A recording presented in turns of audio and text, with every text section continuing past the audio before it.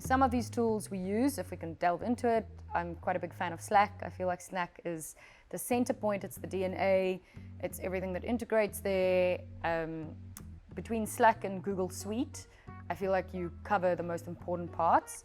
Again, the tools are really important, but what's more important is how you use it. So we use Intercom for all of our customer service. We use Zoom for all of our video calls. We use Calendly for calendar management. We use LastPass for all the password management. We use a whole bunch of other tools, which my team will probably know more of. Again, I think project management was quite a big one.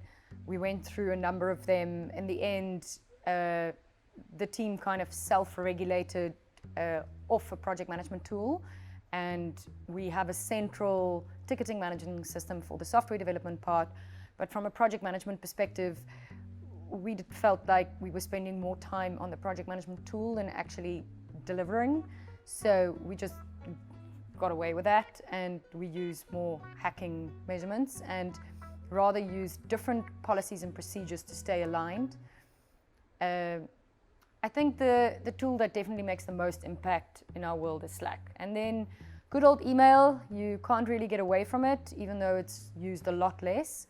From a financial perspective, we're heavily dependent on Xero. From a data perspective, you use a very good tool called Databox that just gives you quick snapshots. We use HubSpot. And ultimately also the selection of the tools in the beginning, price people, and perhaps the other one that I should have mentioned is integration.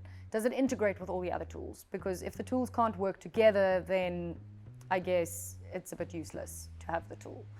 So yeah, so that is also the philosophy that we built Flexyforce on. And from a Flexyforce perspective, we focus on integration, so we make sure that we integrate with Xero and some of the other important systems.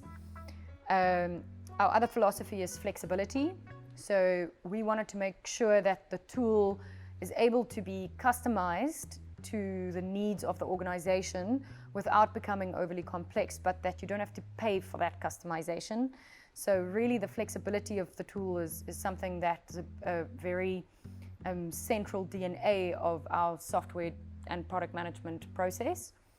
And then the last part is to automate. If there's something in your team that gets done repetitively more than once on like a daily or weekly basis, I bet you there's a tool out there that can do that for you.